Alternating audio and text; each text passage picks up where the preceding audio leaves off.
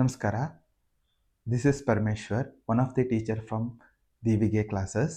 ಇವತ್ತು ನಾವು ಫಿಸಿಕ್ಸಲ್ಲಿ 5 ಮಾರ್ಕ್ ಇಂಪಾರ್ಟೆಂಟ್ ಕ್ವಶನ್ಗಳನ್ನು ಡಿಸ್ಕಷನ್ ಮಾಡ್ತಾ ಹೋಗೋಣ. ಅದರಲ್ಲಿ ನೀವು ನೋಡೋದಾದರೆ ಪ್ರತಿ ವರ್ಷವೂ ಕೂಡ 5 ಮಾರ್ಕ್ಗೆ ಕರೆಂಟ್ ಎಲೆಕ್ಟ್ರಿಸಿಟಿಯಿಂದ ಒಂದು ಕ್ವಶನ್ ಬಂದೇ ಬರುತ್ತೆ. ಅದರಲ್ಲೂ ಕೂಡ one of the important question ಅಂತ ತಗೊಂಡಾಗ cells in series combination and parallel combination. ಇದರಲ್ಲಿ ಯಾವುದೋ ಒಂದು ಕ್ವಶನನ್ನು ಪ್ರತಿ ವರ್ಷ ಕೇಳೋ ಪ್ರಮೇಯ ಇರುತ್ತೆ. ಇದು ಇಲ್ಲ ಅಂತ ಅಂದರೆ ವೀಟ್ಸ್ಟೋನ್ ನೆಟ್ವರ್ಕ್ ಮೇಲೆ ಕ್ವಶನನ್ನು ಕೇಳ್ತಾರೆ. ಹಾಗಾಗಿ ಇದನ್ನು ನಾವು ಡಿಸ್ಕಷನ್ ಮಾಡ್ತಾ ಹೋಗೋಣ. ಇಲ್ಲಿ ಮೊದಲನೇದಾಗಿ ನಾನು ಸೆಲ್ಸ್ ಇನ್ ಸೀರೀಸ್ ಕಾಂಬಿನೇಷನನ್ನು ತಗೊಂಡಿದ್ದೀನಿ. ಹಾಗಿದ್ರೆ ಇದ್ರ ಮೇಲೆ ಕ್ವಶನ್ ಯಾವ ಥರ ಕೇಳ್ತಾರೆ ಎಕ್ಸಾಮಲ್ಲಿ ಅಂತ ನೋಡ್ತಾ ಹೋದರೆ, arrive an expression for equivalent E M F and internal resistance of cells when they are in series combination ಅಂತ ಕೇಳ್ತಾರೆ. ಇದನ್ನ ಡಿರೈವ್ ಮಾಡೋಕ್ಕೋಸ್ಕರ I have taken 2 cells which are having EMF E1 and EMF E2 and internal resistance R1 and internal resistance R2 as you can see in the diagram. But ಈ ಡಯಾಗ್ರಾಮ್ಗೆ equivalent ಆಗಿ ಇನ್ನೊಂದು diagram ಅನ್ನು ತಗೊಂಡಿದ್ದೀನಿ. ಅದರಲ್ಲಿ ಒಂದೇ ಸೆಲ್ಲನ್ನು consider ಮಾಡಿದ್ದೀನಿ. ಆ cell ಏನು ಹೇಳ್ತಾ ಇದೆ ಅಂತ ಅಂದರೆ, ಇಲ್ಲಿ ತಗೊಂಡಿರೋ ಎರಡೂ ಸೆಲ್ಗೆ ಇಕ್ವಲೆಂಟ್ ಇದೆ ಅಂತ ಹೇಳ್ತಾ ಇದೆ. ನೋಡಿ, ಈ ಡಿರೈವೇಶನ್ ಮಾಡೋಕ್ಕೆ ಒಂದು ಟ್ರಿಕ್ ಪಾಯಿಂಟ್ ಏನು ಅಂತ ಅಂದರೆ, ಯಾವುದೇ ಕಂಪೋನೆಂಟನ್ನು ಎಲೆಕ್ಟ್ರಿಕಲ್ ಸರ್ಕ್ಯೂಟಲ್ಲಿ ತಗೊಂಡ್ರೆ ಅದು ಏನಾದರೂ ಸೀರೀಸಲ್ಲಿ ಇದ್ದರೆ ಆ ಎಲ್ಲ ಕಂಪೋನೆಂಟಲ್ಲೂ ಫ್ಲೋ ಆಗೋ ಕರೆಂಟ್ ಸೇಮ್ ಇರುತ್ತೆ. But potential difference between them will be different. This is what we need to consider. Here these two cells are in series, so current through them will be same, but potential difference will be different.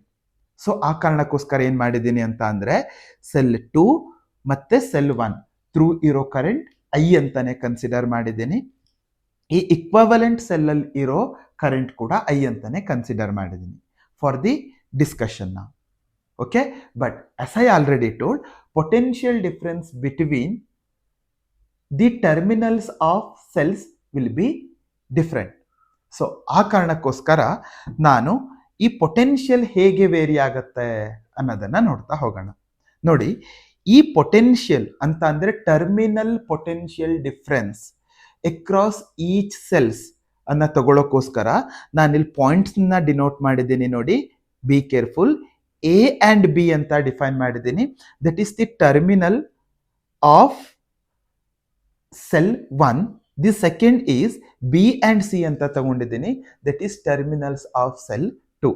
ಇದರಲ್ಲಿ ನೋಡಿ, ನಾನು ಏನು ಮಾಡ್ತಾ ಇದ್ದೀನಿ ಅಂತ ಅಂದರೆ, the terminal potential difference across cell 1 ಅನ್ನು consider ಮಾಡ್ತೀನಿ.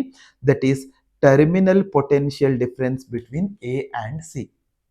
Now which can be taken as V A minus V B. ಹಾಗಿದ್ರೆ ಈ ಟರ್ಮಿನಲ್ ಪೊಟೆನ್ಷಿಯಲ್ ಡಿಫರೆನ್ಸ್ ಅನ್ನ ಹೇಗೆ ಬರೆಯೋದಪ್ಪ? ಅದಕ್ಕೊಂದು ಜನರಲ್ ಇಕ್ವೇಶನ್ ಇದೆ ನೋಡಿ. That can be taken as V is equal to E M F E minus I R ಅಂತ ತಗೊಳ್ತೀವಿ. That is the general equation we consider. But ಇದೇ ಥರ ನಾನು ಏನಾದರೂ terminal potential difference between A and B ಬರಿಬೇಕು ಅಂತ ಅಂದರೆ, ನೋಡಿ ಹೇಗೆ ಬರಿತಾ ಇದ್ದೀನಿ ಅಂತ ಅಂದರೆ, ಎ ಮತ್ತು ಬಿ ಮಧ್ಯೆ ಒಂದೇ ಸೆಲ್ ಇದೆ. It has E M F E1 and which is carrying current I and which has internal resistance R1 ಅಲ್ವಾ? ಅದೇ ಥರ let me consider the terminal potential difference between B and C. ಅದನ್ನು ಹೇಗೆ ಬರಿಬೋದು? V B C ಅಂತ ಬರಿತೀನಿ. ಅದನ್ನು V of B minus V of C ಅಂತ ಬರಿತೀನಿ. ಹಾಗಿದ್ರೆ ಇದನ್ನ ನಮ್ಮ ಜನರಲ್ ಇಕ್ವೇಶನ್ ಪ್ರಕಾರ ಹೇಗೆ ಬರಿಬೋದಪ್ಪ ಅಂತ ನೋಡ್ತಾ ಹೋದರೆ, ನೋಡಿ, ಬಿ ಮತ್ತು ಸಿ ಮಧ್ಯ ಇರೋ ಸೆಲ್ಗೆ ಇ ಎಮ್ ಎಫ್ E2 ಇದೆ, which is carrying current I and internal resistance R2. ಅರ್ಥ ಆಯ್ತಲ್ವಾ? ಹಾಗಿದ್ರೆ ನನಗೆ ಇವಾಗ ಬೇಕಾಗಿರೋದು the potential difference between A and C. ಅದನ್ನು ಹೇಗೆ ಬರೆಯೋದು? ನೋಡಿ, ಅದಕ್ಕೆ ಹೋಗೋಕ್ಕಿಂತ ಮುಂಚೆ ಈ ಇಕ್ವೇಶನನ್ನು 1 ಅಂತ ಕನ್ಸಿಡರ್ ಮಾಡೋಣ, ಈ ಇಕ್ವೇಶನನ್ನು 2 ಅಂತ ಕನ್ಸಿಡರ್ ಮಾಡೋಣ. ಈಗ ನನಗೆ ಬೇಕಾಗಿರೋದು potential difference between A and C. ಅದನ್ನು ಬರೆಯೋಕ್ಕೋಸ್ಕರ ನಾನು V A B plus V A C ಅಂತ ಬರಿತೇನೆ. ಹಾಗಿದ್ರೆ ಇದನ್ನ ಹೇಗೆ ಬರಿಬೋದಪ್ಪ ಅಂತ ನೋಡ್ತಾ ಹೋದ್ರೆ ಇಲ್ಲಿ ನೋಡಿ, ಇಲ್ಲಿ ಏನ್ ಬರಿಬೋದು? ವಿ ಎ ಬಿ ಏನಿದೆ?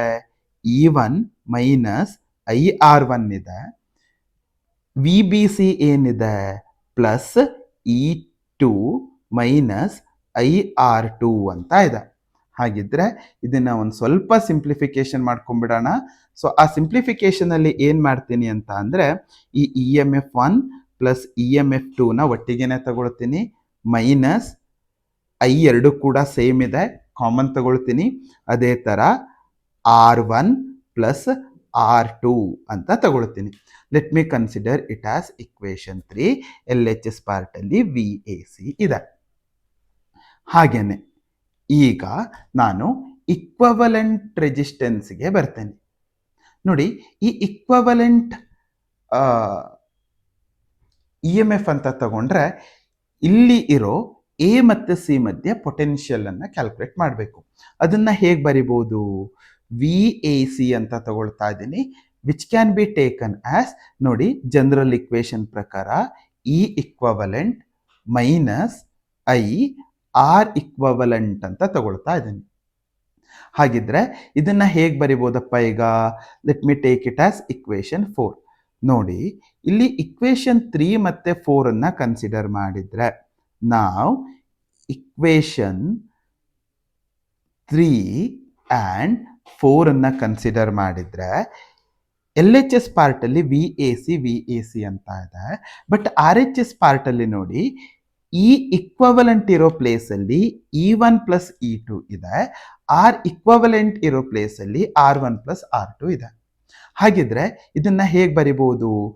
ಈ equivalent can be taken as E1 plus E2, R equivalent can be taken as R1 plus R2. In the sense, if you are connecting cells of EMF E1, E2, E3 and so on in series combination, the equivalent EMF will be E1 plus E2 plus E3 and so on. Similarly, if you are connecting the cells with the internal resistance R1, R2, R3 and so on in series combination, then equivalent resistance will be the total sum of the resistance of individual cells. Thank you.